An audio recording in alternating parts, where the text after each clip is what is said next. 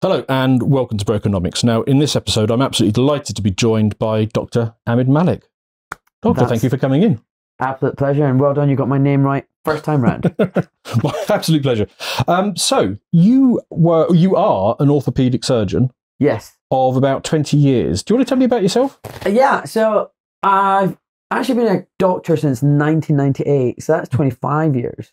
Wow. Okay. Yeah, and when I'm not suspended from work, yes, I fix broken ankles and feet. So I say that with a smile on my face because I work at 3 private hospitals, but 5 weeks ago I got suspended from my main private hospital. Right. Because of my social media content. Ah, so you didn't put somebody's foot on backwards or anything? No. No, it was because of your opinions about policy. Yes, so it's not because I amputated the wrong foot or any patients involved or there's any clinical incident or patient complaint. It's because of my views. So you might want to be careful what you ask me while we chat about the first half of the segment that's on YouTube. Okay. Yeah, we can dive into that a little bit later. But yeah, that's what I am. I've been a doctor for 25 years. Oh my God, I can't believe I'm that old. And I love my job. I love fixing people. I love helping people, and I used to love the NHS, but I don't anymore. So the NHS is one of those funny things in this country. It's basically the state religion, isn't it? It's sort of held up as this perfect entity, and people have this really weird relationship with it, where they spend half the year saying that it's the best thing that we have, and everybody in the rest of the world is envious of it, and then we spend the other half of the year saying it's irretrievably broken. Yep. So, I mean, how much of your career was spent in the NHS as opposed to private practice? It's 2017 when I left. Okay. So that's what, 19 years? Okay. So I'm never good at math. Yeah. And did you get involved, did you sort of stick to sort of putting feet back on, or did you get involved in sort of running anything there while you were? Yeah, no, I did the whole shebang. But let's just go back to the thing about religion. It's really funny you should say that. So growing up as a kid, I was a Muslim. I'm not now. I'm over religion. I just believe in God and keep it simple. But growing up as a kid, we used to get taught all the time, you know, watch out for the false idols there. Do not be an idol worshiper. And as a kid, I was like, who worships idols these days? You know, what idol, what false idol? I didn't understand the sermons. I didn't understand the holy books and this whole idol business. It's funny now, my friend, I see false idols everywhere. There's a lot of deep thinking in the old religious texts, because I mean, these people, they're presumably smart people, and they didn't have video games to play, so they just sat around thinking about the human condition all day long, and they codified it through whatever sort of religious text came out. Yeah, I think it's all philosophy. I think human nature doesn't change through the ages, through the millennia, and we have a habit of repeating mistakes. Yes.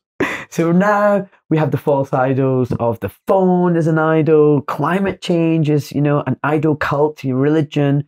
You've got, you know, the NHS as a cult or religion. Yes. I think of it as a cult, not just a religion, because with cults, you know, what is a cult? Let's break that down. So a cult is something where you have a hierarchy, you have a charismatic leadership. It's not necessarily just one person. You have a large following of observants who are never allowed to be dissidents and ask questions, and certainly not question policy from above. There's always money involved, sometimes sexual scandals, and it's about power, the top-down control, and making sure that every aspect of your life is dictated to, who you can make friends with, who you can socially interact, what you do with your life. And it's a control mechanism, you know, and that's a cult. And you've got all the, you know, the fans just fawning over the leadership and the idea. And the problem is that NHS is that. NHS is a cult where, you know, like you said, it's a state religion. We love the NHS. It embodies the UK. You know, it's something that we're proud of. It's British culture. It's what we sort of brand.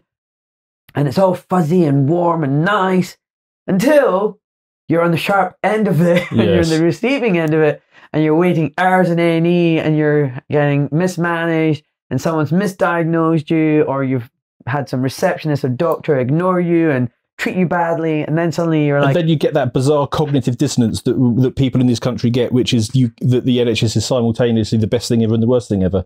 I mean, I'm fascinated by your point about comparing it to religion. I went on family holidays recently to Gloucester and went to Gloucester Cathedral.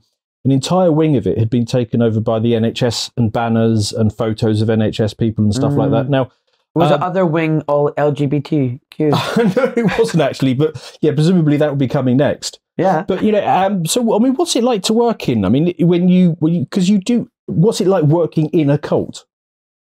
Yeah. Yeah. So the thing is, most people who are in a cult don't know they're in a cult. Mm. And I can say this with confidence because I was in a religious cult. Right.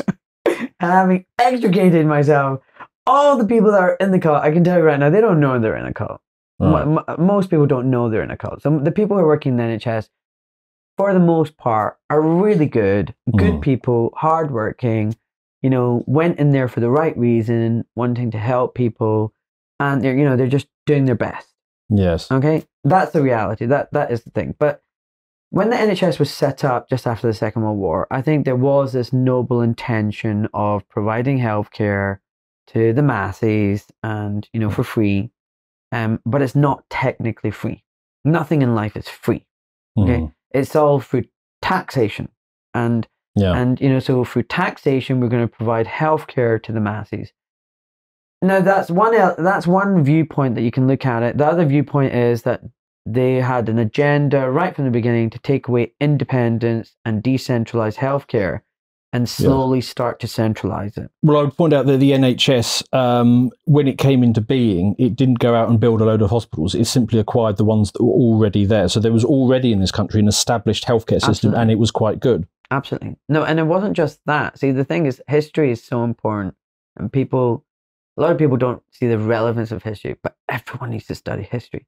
So pre-NHS, there were hundreds of different types of hospitals and doctors, and also healthcare practitioners. You had medical herbalists, you had chiropractors, you had osteopaths, you had homeopaths, you had the whole shabam.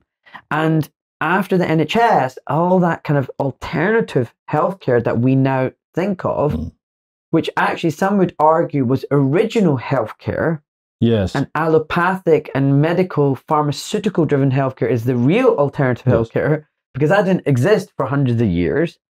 That became the main focus. So they stripped away all the other forms of healthcare. And I'm naturally attracted to what you're describing there, because essentially what you're saying is there's a whole bunch of independent actors who are attempting to use their best endeavours to get the best outcome, and then the market can go where the market will. Yes.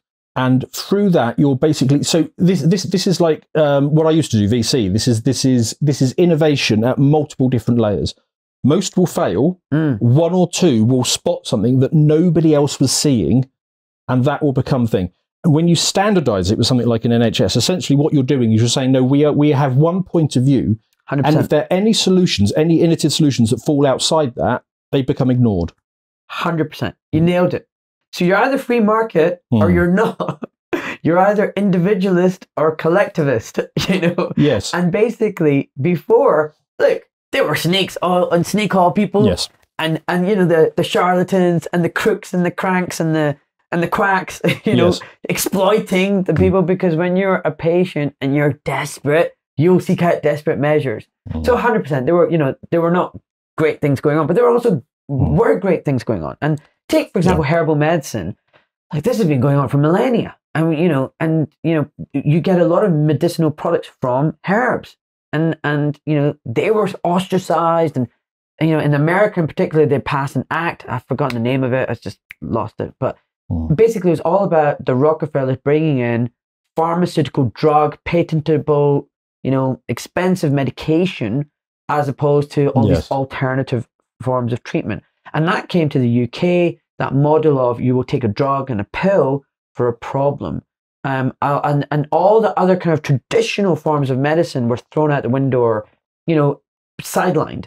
And so now you've got doctors who are going through medical school being indoctrinated to a large degree, being told, here's the pathology, here's the tablet, move on.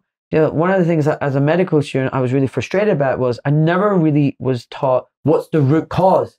Why do people get psoriasis? Why do people get diabetes? Ah, that's interesting. I would have assumed that was like years 1, 2, and 3 of a medical degree, and then the final couple of years would have been how to treat it. But it's not that. No, quite often it was like, we don't know the cause of this. We don't know the root cause, and then so you'd be like, but why don't we know the root cause?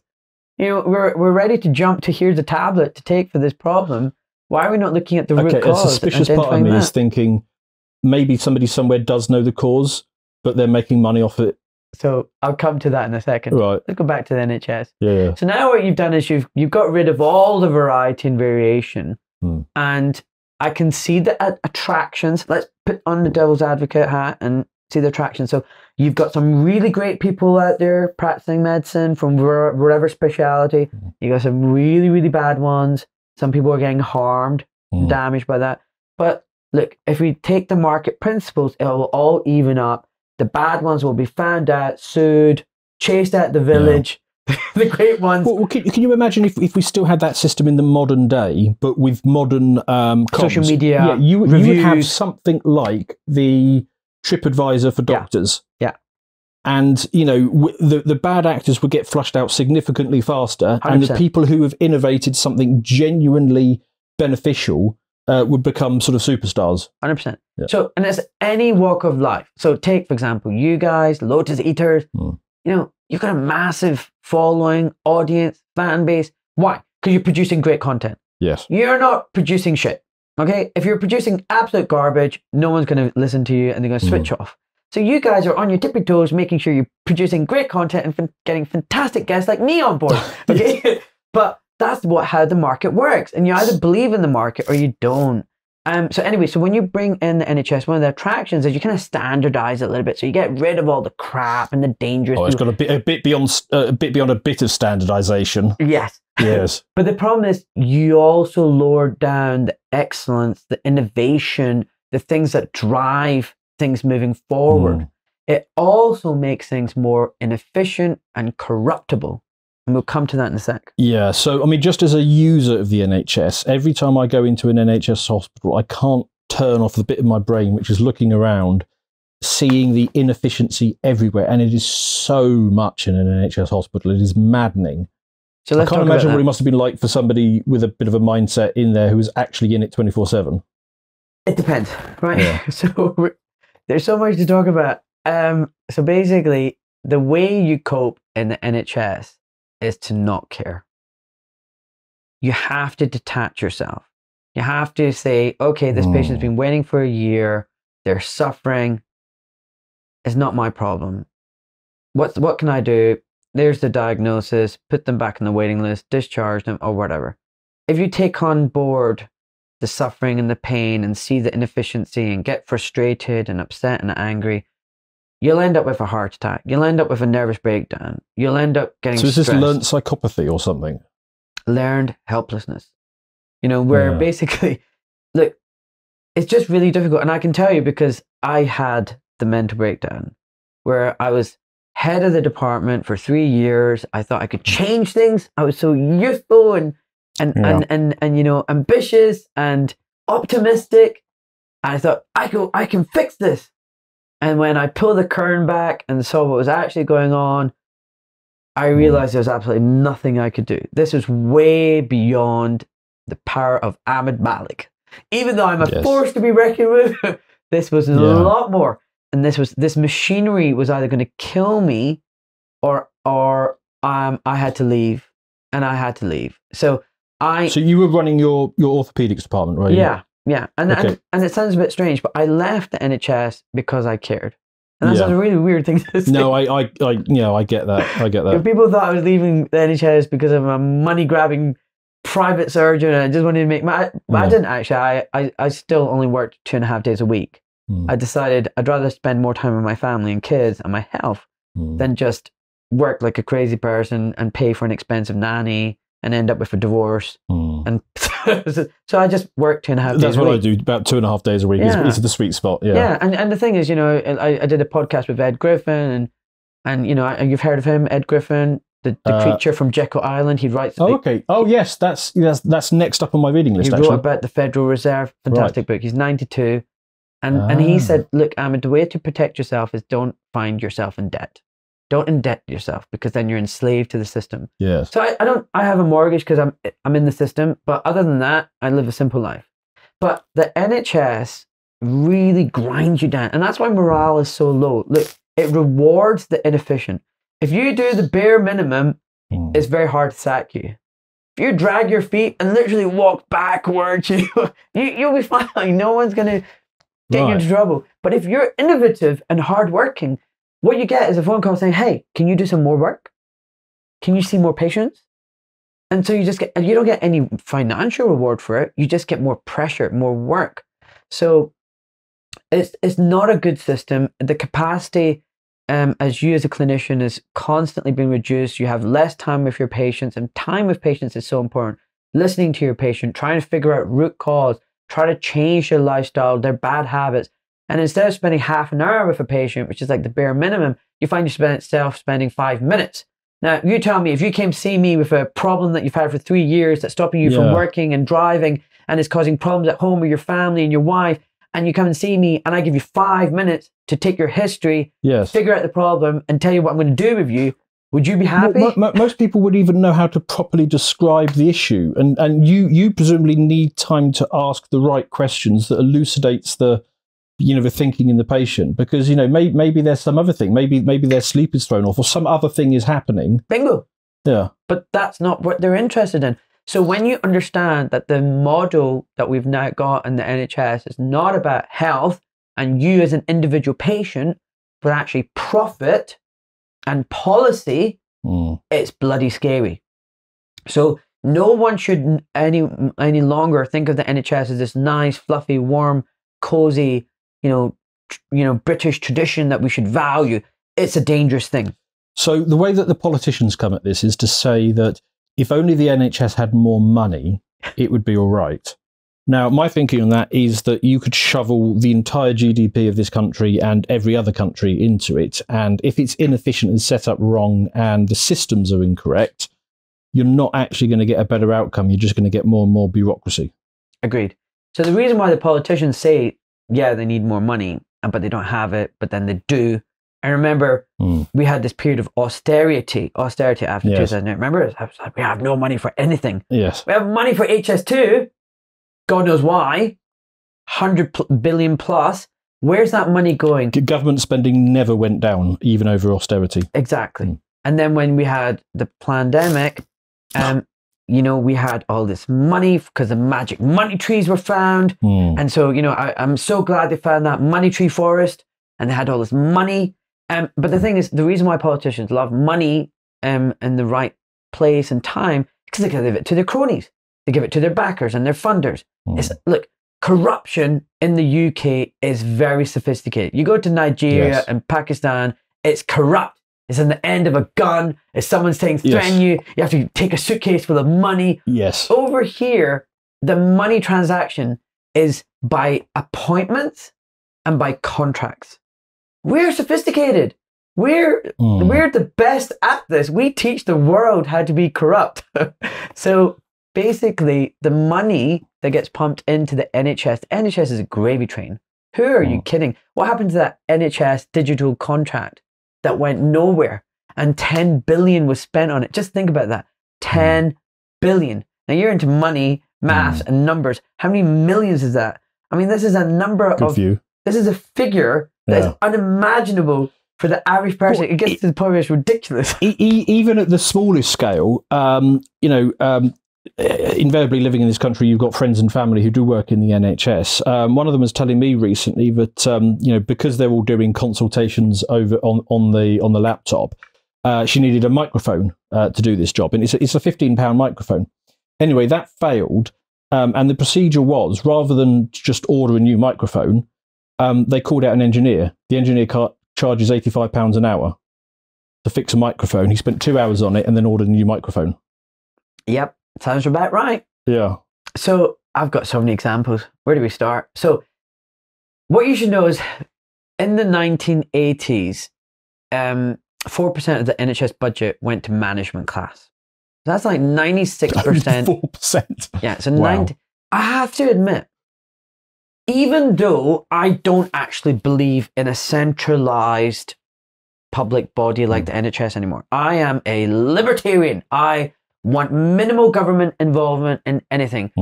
My personal belief is leave me the frack alone. Okay, that'd be nice, wouldn't it? Yeah, and leave things to the free market. Okay, so I mean, okay, look, I'm not a complete anarchist, although I'm maybe going to drift towards that. But I think maybe the government should be there for national defense, not NATO and attacking and bombing other countries. Literally national defense. I quite like Minikavist, which is, the minimum possible government that you need to do the job. 100%. Yeah. Maybe the defense actually be able to stop immigrants crossing the channel. I'd privatise the defense, but yeah, okay.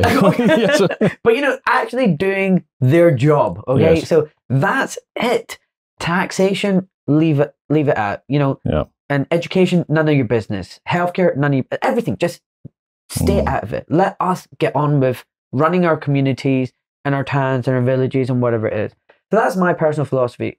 Because when you centralize things, you basically lead to totalitarianism, and whichever form it is. Okay. So you've highlighted something a bit earlier on, which was there's great people in it. Whenever I've argued against the NHS, that is the immediate pushback that I get. Oh, well, actually, I think the doctors and nurses are great. Because when I say something critical of the NHS, they automatically flip it to being critical of doctors and nurses. Yeah, but that's a nonsensical argument. They would presumably still be good people if they were working in businesses which they themselves controlled. Because what would happen is doctors like yourself would spot inefficiencies. Let's say the budget moved with the person as just a sort of entry level version of this. You would spot that, okay, your orthopedics department is massively inefficient. So what you'd do is you'd say to a bunch of your colleagues and your nurses and maybe even a couple of managers that you like, let's go and set up down the road and then sell this service back cheaper than this hospital is doing it. And, we take half the difference. The government can take that as a saving. The other half we take as a profit. You could do something like that. And I would imagine that it would start to run a lot more efficiency. But that doesn't seem to take place. And there's no appetite for anything like that to take place. It's not. But talking about, we need to go back to the management and the budget in a second. Yes. Don't make me forget that. But basically, take me, for example. I'm full-time private. Yes. Right? That's very rare that a consultant goes full-time private. Most people who do private practice have got their foot in the NHS door and the private sector. Right? And I'll come to this in a second. But take me. I would argue I care more about my patients and their outcomes as a full-time private surgeon than an NHS surgeon. Why is that? It's a very bold statement to make. Well, I guess because the system allows it. Yes. So I can practice my medicine the way I want to, which is treating patients like they were my family. Secondly, if I botch up or do something bad or, start harming my patients, my reputation will go out the window and I will not have any more patients. Word will spread that this guy is dangerous. This guy is not safe. This guy is doing things. You're only as good as your last patient. Okay, so your reputation, you know what it's like. It takes years to build. It takes seconds to demolish. And that's why one of the techniques that people use in authority to get rid of someone is to discredit them. It's very easy to make something stick on someone and tarnish their reputation. So anyway, as a full-time private surgeon, I'm going to work really hard to make my patients happy, treat them like a patient, my family members. And I always say to my patients, I'm a really shit businessman, but I'm an ethical surgeon. That's why my conversion rate to surgery is only 5%. But when you're in the NHS, if you complain about me, who cares? I'm not going to lose my job. My indemnity is covered by the government. Great, you complained. Someone in management will respond to you. You might even sue. Great, someone from government, the taxpayer, will give you a little check. Me as a surgeon, I carry on just as I am. As a surgeon in the NHS, I can start experimenting with my patients. I can try out new operations. Yes, you heard me right, buddy. You'll go away, you'll learn some new operation. You should tell your patients that I haven't done this operation very much, but normally they don't. They'll start practicing on their patients in the NHS, and then they'll go and take that refined operation and do it in the private sector. Do you see how this is working? Yes. Now, if the little granny who's 76 that you experimented on, the operation doesn't go well, oh, well, bad luck. She won't know any better. You won't explain it to her. Who cares? When it comes to your 45-year-old in the private sector, you know, you've already fine-tuned that operation and hopefully everything will go well. But you won't operate on the 45-year-old affluent lady and say, by the way, I've never done this operation before. Can I experiment on you? See how this works? Yes. There's so many other things like this. But basically, patients in the NHS, you know, find it very difficult to complain. They find it very difficult to know their rights, seek second opinions. And the system is designed to take away and strip away your individuality. Anyway, let's go back. So do you see how I care more as a private surgeon? I've got more at absolutely, stake. because you can. Yeah. I'm not dictated by anyone. I'm not dictated by policy and directors and managers. And well, I think you said it well at the beginning that in the NHS you have to stop caring. You have to. There'll be a lot who'll push back and say, "Of course we care." And look, well, as much as you can in a 5-minute consultation, making them wait for a year and all the rest of it. Look, I'm not saying people don't care. Of course they care, but those people are the ones that will get burnt out. With time, the attrition will get to them. They'll start off as a junior doctor, very optimistic and enthusiastic. They'll become a consultant and think, great, I'm going to change things and make things better. And then reality is going to... So again, friends and family who work in the NHS, I've heard this story several times. You have to detach, and you start hearing about colleagues of theirs who do the bare minimum, and it seems to be the majority of them. And the ones who seem to be genuinely upset by this and trying to do the best, they always burn out. 100%. I've seen it several times. Exactly. That's what happens. So, you know, like I said, in the 1980s, early 80s, you know, 4% of the budget was going to the NHS management class. Yeah. And like I said, actually, despite not believing in the ethos of a centralized government-led healthcare system, it was very efficient and very economical. And it started off with some really good, positive aspects to it. Okay. And that's truth. And it was a very efficient model. They took care of their doctors. They took care of their nurses. It was very much clinician-led. Do you know what was different? I mean, just on a demographic basis, I know that in the 1980s, the bulk of the population was in their sort of 30s and early 40s at most. That baby boomer generation was there, and there was relatively few old people. So that would have made it easier for them. But what else was it that was different about the 80s to now? I don't know, but I just know that's what the budget was like. So in the 2000s, the budget management class went up to about 10%. And this is all the Blair Brown kind of era. Now it's... So early 2000s, we've gone up to 10%? Yeah. Okay. Now, I think it's around 35%. Just think about that. From 4% to 35% of the budget is management class. These are not people frontline delivering care, service, or producing. Yeah. Or worse, they might have been doing something useful, and because they displayed competence, they got promoted into a management role, and then they just spend their entire time having meetings about policy. So what I found when I was a clinical director was you would go to a meeting where they would discuss the minutes of the last meeting and plan the agenda of the next meeting, and then that was it. And I'm like, what? We haven't done anything. And when you had an idea and when you wanted to do something, it involved 20 meetings, flow charts, because people needed to justify their jobs and justify their roles. Right. And management class was hilarious. You were not a very good manager, and you would just move from one hospital to another and get promoted all the way. Jumping from one place to another and going up the ladder. And it was just unbelievable. These people who are totally disconnected from healthcare, they don't actually know what it means to deliver frontline healthcare. This, you know, spotty kid out of university was telling me what to do. It was just all ridiculous. It was getting to a point where it was just ridiculous. Anyway. So the managers that you would typically have telling you what to do would be people who have not been orthopedic surgeons for 40 years and then have become managers. It would be somebody who's fairly fresh out of university, who's been appointed, and they've gone in as a manager. Yeah, it's a whole management class. And then they all speak management speak. So I'm from Glasgow. I like to speak plain English. I can use fancy technical jargon, but listen, I'm from a working class background, and I know the game. It's all bullshit.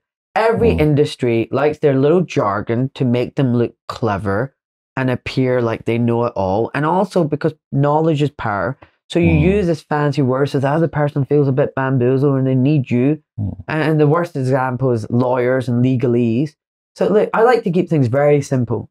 There's a whole management speak, whole language, which is absolute bollocks. Yes, yes. Okay, which means nothing. And so these people from this management class, they don't really understand healthcare. They don't really understand what it means to be a patient.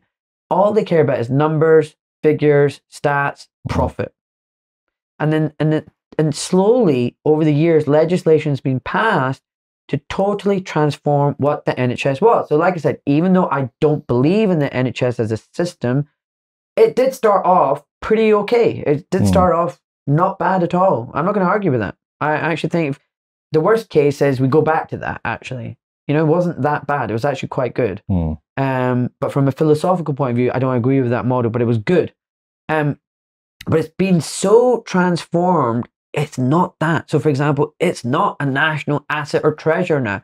It's been so privatized, so much of it is now privately owned and just has a little NHS sticker slapped on top of it to give it this. So how does that work when you say a lot of it is privately owned?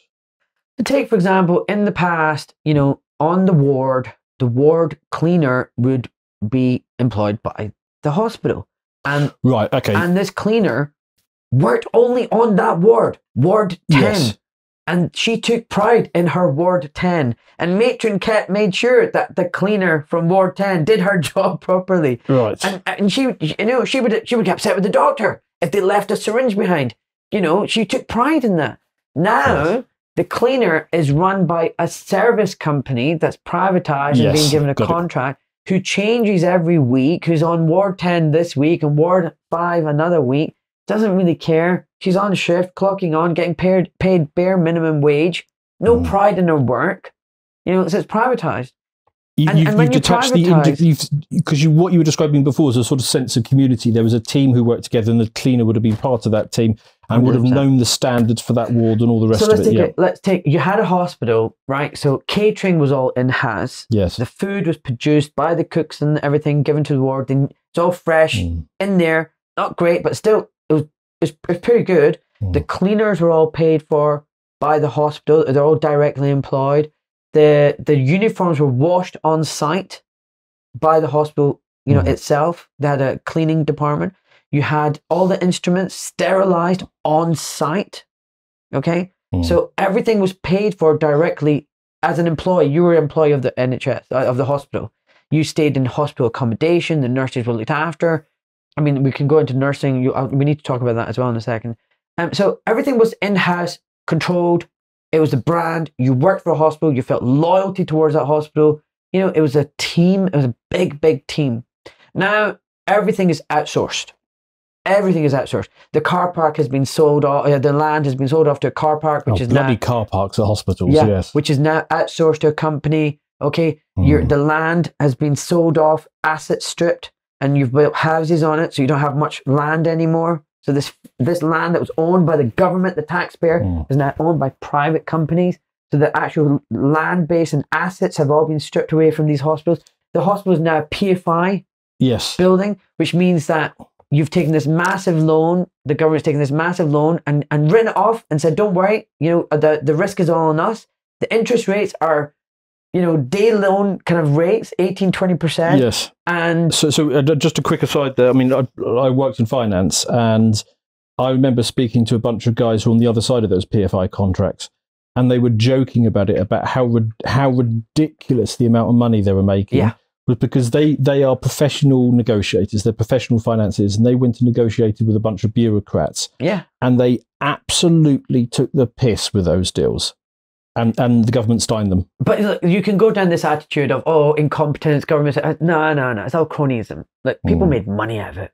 Okay. And where there's money, there's corruption. Okay. So, you know, the government could have taken out own government bonds and loans at much lower reduced rate, but they decided to go privately, schmooze up to the private sector, money was exchanged, you know, greasy palms, and everyone was a winner, okay? Except you and I and all the taxpayers. To watch the full video, please become a premium member at lotuseaters.com.